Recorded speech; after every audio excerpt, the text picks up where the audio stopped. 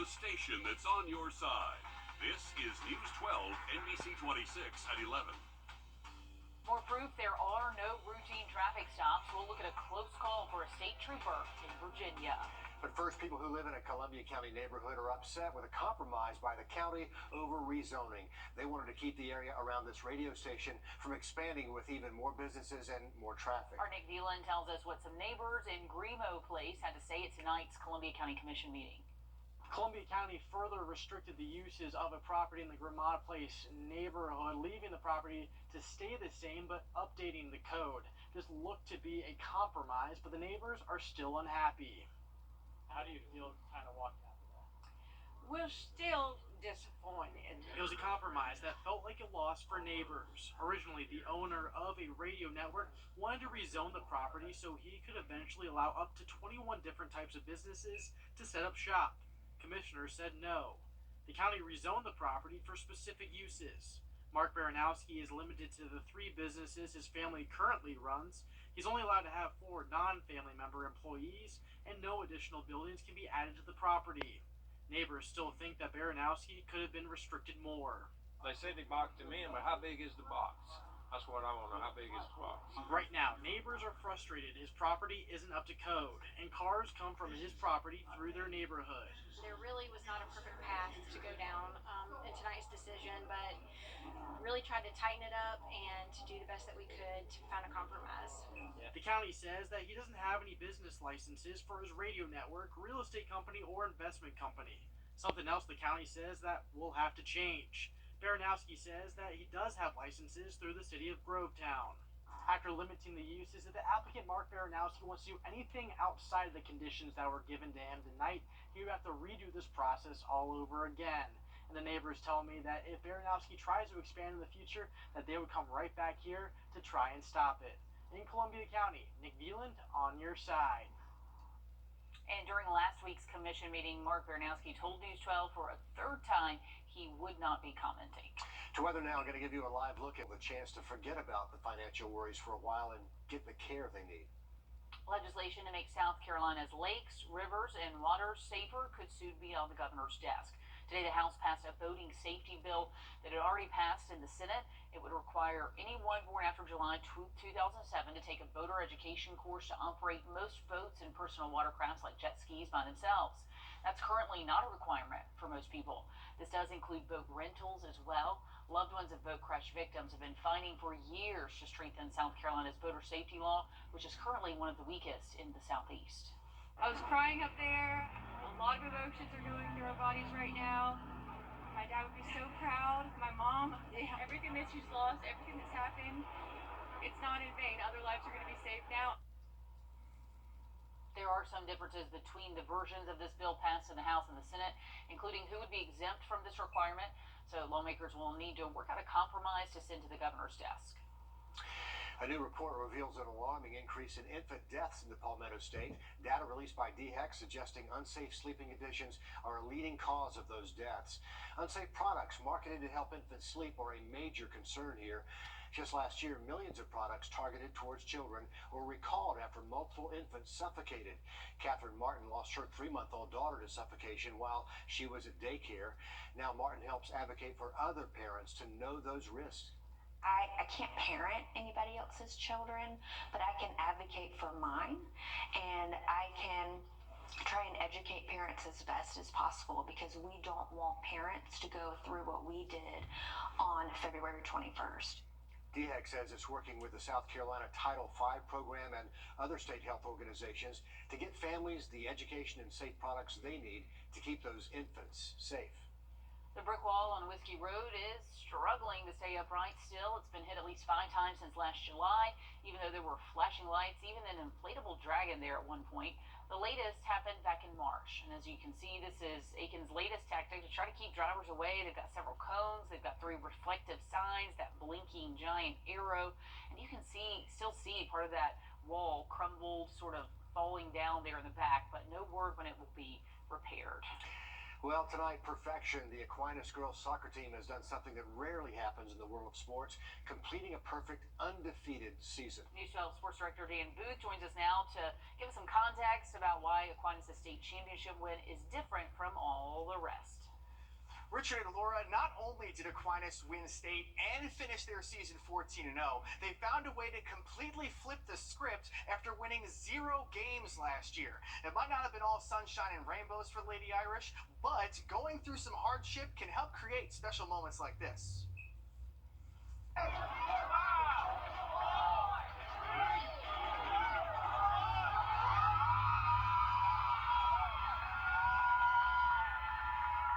After being tied at 2 at the end of regulation, Aquinas won a double overtime thriller against Towns County by scoring not 1, not 2, but 3 goals in the overtime periods.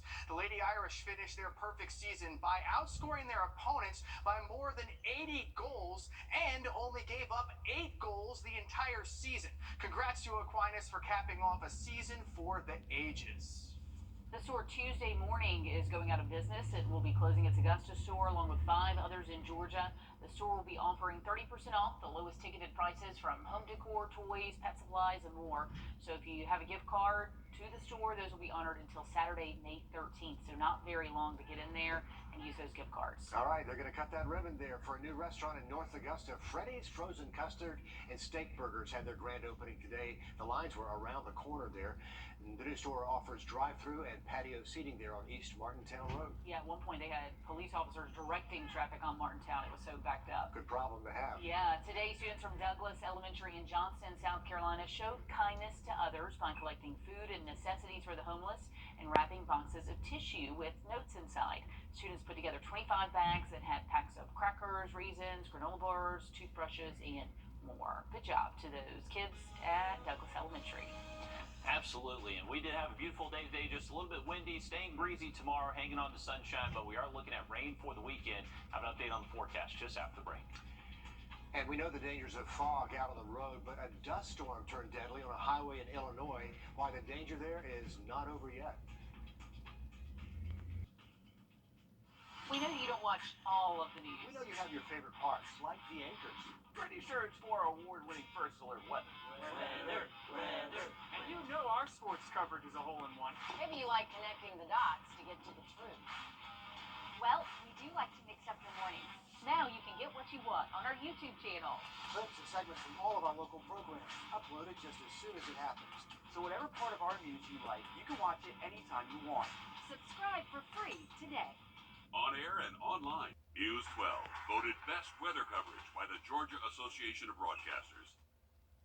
We are learning more about that catastrophe on a highway in Illinois just a day after a blinding dust storm led to crashes that killed 6 people. That highway was ordered to be closed again. Today, Jesse Kirsch has the latest details. This is like 30, 40 cars. Dude, that's more. Look at this car. After that catastrophic dust storm engulfed this stretch of an Illinois highway, tonight authorities warning drivers that traveling the same area will again be dangerous and possibly life-threatening. The National Weather Service alert coming as police asked the public for help identifying 2 of the 6 people killed in Monday's fiery crash. Due to the severity of the crash and the fire, we are required to activate our crime scene services and traffic construction unit.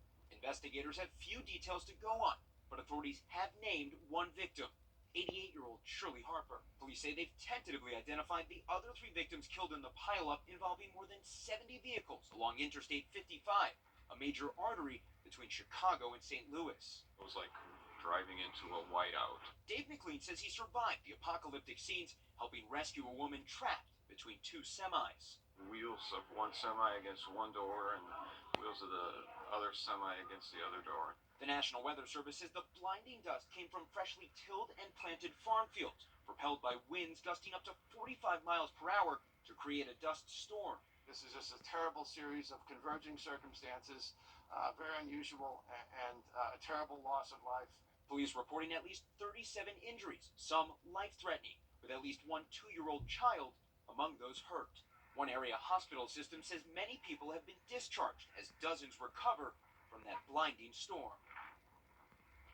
Unbelievable scene there. And remember this from last night? We showed you this video of a tornado flipping a car. That's a highway in Palm Beach, Florida over the weekend. And you can see the car there off in the distance just flying up in the air. Tonight we're hearing from the driver who survived, describing what it was like inside. When the car started to flip, like I do remember like kind of like a flash of seeing the airbag go off and the glass break. But then, you know, we were back upright and I was just sitting there with my hands on the wheel. And it seemed to happen basically instantaneously. It all happens fast. Zach says his dog was also in the car, but thankfully he and the pup walked away unharmed. The National Weather Service confirms that EF2 tornado had a 130-mile-per-hour wind that hit South Florida. Wow, what a sight. Yeah, wild weather all over the place, Riley. We've had some gusty weather here, too.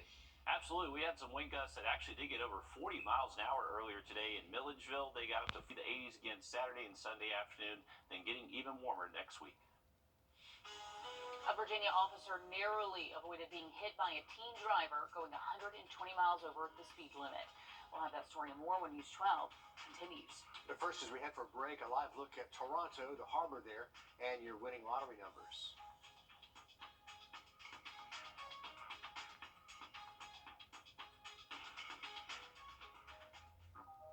Zyrtec, it won't make us drowsy, so you can live your greatness. And Allegra Hives works from the inside to relieve itching and reduce hives for 24 hours.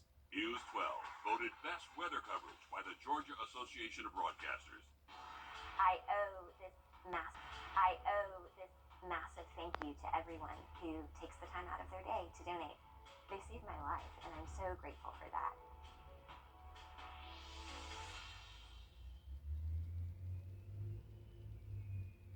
After a massive manhunt in Texas, the man accused of killing 5 neighbors and then leaving the scene may have been caught.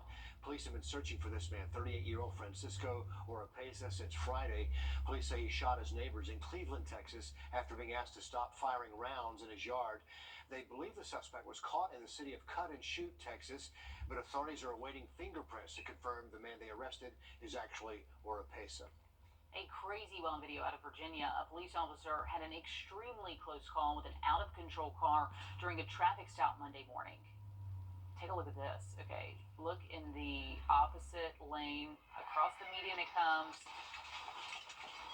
Amazing that he gets up and walks away from that. I mean, he had to have angels surrounding him, but yeah, just crazy video. The officer walked away with just minor injuries. Police say the 17-year-old driver who was driving that car is charged with reckless driving. Yeah, I'd say that's going to be a tough one to explain. He comes around that corner and there's nowhere to run. I just can't believe he narrowly escaped being killed right there.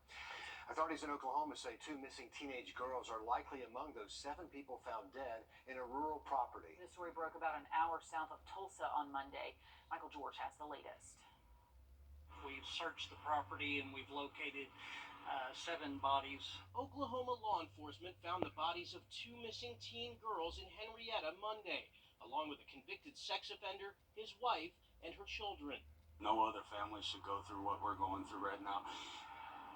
And I don't even know what we're supposed to do next. The father of 16-year-old Brittany Brewer confirmed his daughter is among the dead. She always played with her little sister, and I don't know how I'm going to tell her, because she's like, Brittany's lost, Brittany's missing. And I got to tell a 4-year-old that she's gone. On Monday, Oklahoma Highway Patrol reported Brewer was endangered and missing, along with her friend, 14-year-old Ivy Webster. They were believed to be traveling with 39-year-old Jesse McFadden. Brewer's father told Tulsa station KOTV that his daughter was friends with McFadden's children, had spent the weekend with the McFadden family, and was supposed to come home Sunday night. Records from the state's Department of Correction show that McFadden was convicted on first-degree rape charges in November of 2003 and released from prison in October 2020. He was slated to stand trial Monday on charges of soliciting sexual conduct with a minor and possession of child pornography. Michael George, CBS News. Jesse McFadden's mother-in-law says her family didn't learn about McFadden's criminal history until a few months ago. Memphis police outside of a local TV station there after reports someone fired a shot inside the lobby. Police say the man wanted to speak with the news team but ended up firing a shot into the glass with an AR-style rifle. The suspect's mother says she's going to let her try to get her son some help. That my son was in front of Channel 13. and he was shooting at the police and stuff. My son got shot 8 times about 2 months ago. Now, I work a lot, but my daughter said that my son is going to need some help. So, if this is the attention that my son is drawing, then his mama going to get him some help. Today. A worried mother right there. No one was injured. The suspect actually arrested a few hours later after police found him hiding under or inside another building. A judge found former Minneapolis police officer guilty of an additional charge for the killing of George Floyd back in 2020. He's the one officer who kept bystanders back while fellow officers held down Floyd while Derek Chauvin pressed his knee into his neck. This new conviction is for aiding and abetting second-degree manslaughter. That officer is already serving a 3.5-year sentence for violating Floyd's civil rights after a separate case last year. The injuries a first-grade teacher suffered when she was shot by a student should be covered by workers' comp, not a lawsuit. That's what the Newport News Virginia School Board is arguing after a recent court filing. Abigail Werner was shot by a 6-year-old student while she was teaching at Rich Neck Elementary School in January. She filed a $40 million lawsuit against school administrators and the school board. Now, the school board has filed a motion to dismiss the lawsuit, saying it shouldn't be allowed because Werner was injured while doing her job, which is covered by workers' compensation. Well, we've got state baseball and softball playoffs heating up in South Carolina.